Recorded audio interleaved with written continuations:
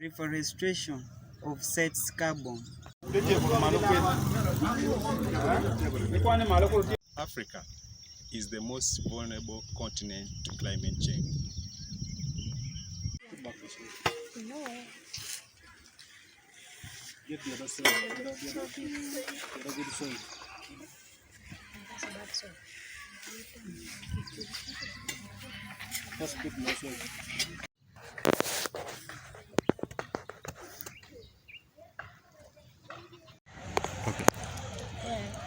Protect our future from fossil fuels and burning coal.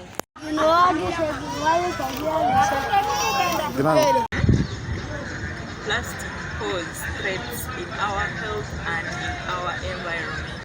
Recycled.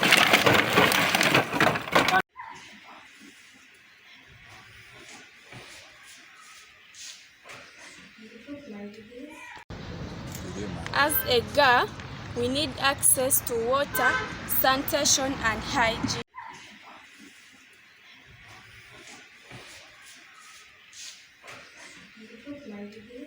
You must be sick. Education is a powerful tool. It changes our community. It changes the way we think. It gives us skills and live differently as per our community. Wait, in Nyatino.